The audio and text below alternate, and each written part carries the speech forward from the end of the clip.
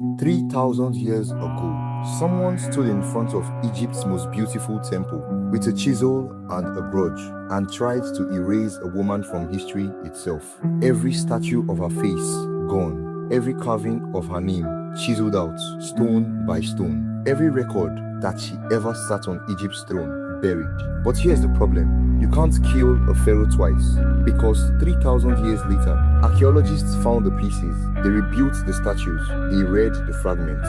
Therefore, the woman they tried to erase from Egyptian history became one of the most famous rulers who ever lived. Her name was Hatshepsut, and this is the story of how she took a throne that was never supposed to be hers, and how someone tried to make sure the world forgot she ever sat on it. Stick around, because the ending of this story is stranger than the beginning. Walk with me as I take you on another journey through the eyes of history. Around 1500 BCE, in the golden city of Thebes, a daughter was born to Pharaoh Thutmose I. Her name was Hatshepsut, foremost of noble ladies. She was smart, she was sharp, she was, by every account, exactly the kind of child a pharaoh would want ruling after him. But there was one problem. In Egypt, the throne didn't go to the smartest child, it went to the son. Thutmose I did have a son, but not with his queen. He had him with a secondary wife, a woman of lower status. Therefore, to keep the bloodline pure and the power in the family, Egypt did what Egypt always did. They married the children to each other. Hatshepsut was married to her own half-brother, Thutmose II. She became queen, but she wasn't satisfied being decoration on a throne. Hatshepsut took the title God's wife of Amun, one of the most powerful religious positions in Egypt, and she used it like a lever. But Thutmose II was sickly, weak. He didn't rule long, and when he died, the throne didn't pass to Hatshepsut, it passed to a 2-year-old. The new pharaoh, Thutmose III, was a baby. He couldn't walk into a war council, let alone run an empire. So Egypt needed someone to rule in his place, a regent, until he grew up. That job fell to Hatshepsut. For any other queen, this would have been the peak. Rule as regent, raise the boy king, hand him the throne when he came of age, then fade quietly into the background like every royal woman before her. But Hatshepsut didn't fade. Within a few years, something extraordinary happened. She stopped being regent. She started being pharaoh. Not queen, not wife of, pharaoh. The full title, the full crown, the false beard worn by kings, the throne name, everything. She had herself depicted in carvings as a man, muscular and broad-shouldered. Because in Egyptian religion, the office of pharaoh was fundamentally male, a living embodiment of the god Horus. So, if Hatshepsut wanted to rule as pharaoh, the art had to lie for her. Therefore, Egypt now had two pharaohs, a grown woman with the full authority of a king, and a boy who technically still held the title, but held almost none of the power. Historians still argue about what this actually was. Was it a ruthless power grab? A genuine political necessity to stabilize a nation that couldn't be led by a child during dangerous times? Nobody alive today can read her mind. But one thing is certain, she didn't just take the throne. She held it for over 20 years. Here's what's wild. Hatshepsut didn't rule like someone trying to hide. She ruled like someone trying to be remembered forever. She commissioned one of the most breathtaking buildings in human history, a mortuary temple at the el-Bahri, carved directly into the cliffs across from Thebes. Massive terraces, colonnades, a temple that still leaves people speechless today, 35 centuries later. But she wasn't just building monuments, she was building an economy.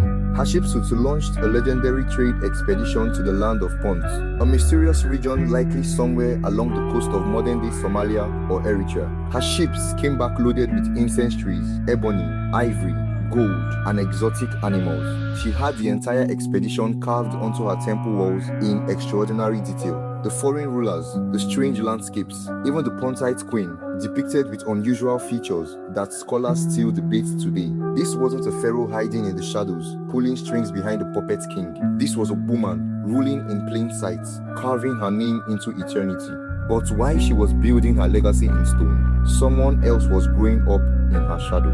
Thutmose III, the boy she was supposed to be ruling for, wasn't a toddler anymore. He was becoming a man, a soldier, a commander, and he was watching.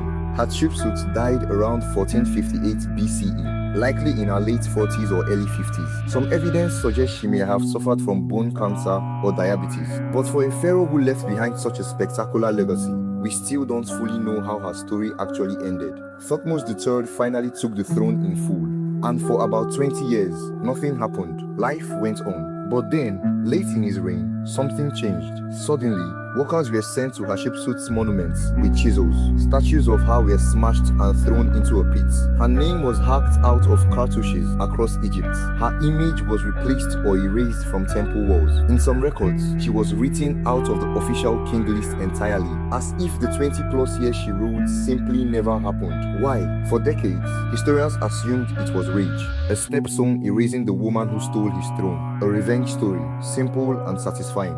But more recent research complicates that theory. The destruction didn't happen right after her death, when rage would make sense. It happened years later, methodical, deliberate, almost bureaucratic. Some historians now argue this wasn't personal hatred at all. It may have been political cleanup, erasing an irregular precedent of a woman ruling as pharaoh, so that no future woman could point to Hatshepsut and claim the throne the same way. In other words, it might not have been about erasing her. It might have been about erasing the idea of her. For over 3,000 years, the plan worked.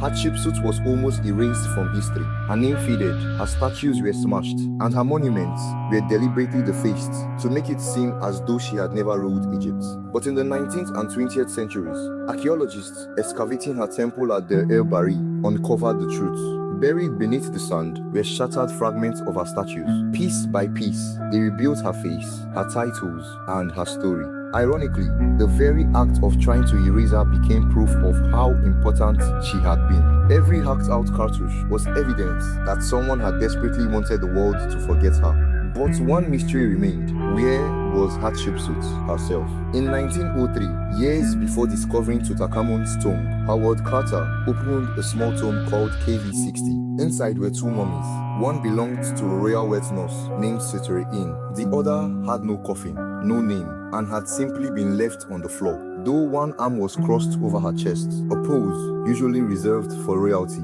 With no clues to her identity, she spent nearly a century forgotten in a museum storage room. The breakthrough came in 2007. Egyptologists Zahi Hawass re-examined the small canopic box bearing Hatshepsut's name. Inside was a single loose molar tooth. His team CT-scanned the unidentified KV60 mummy and discovered a missing molar in her jaw. When they matched the tooth to the empty socket, it fit perfectly, roots and all. After thousands of years of silence, Hatshepsut was finally identified, not by a golden throne, a towering monument, or a royal inscription, but by a single forgotten tooth, quietly proving that one of Egypt's greatest pharaohs had been hiding in plain sight all along. Today, Hatshepsut is remembered as one of the most successful and prosperous rulers in Egyptian history. A pharaoh who governed for 2 decades of peace, trade, and monumental building, in a world that had already decided a woman wasn't supposed to hold that title at all. They tried to write her out of the story.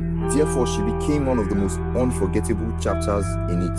Thank you guys for watching. Do well to like, comment, share, subscribe, and walk with me again through the eyes of history.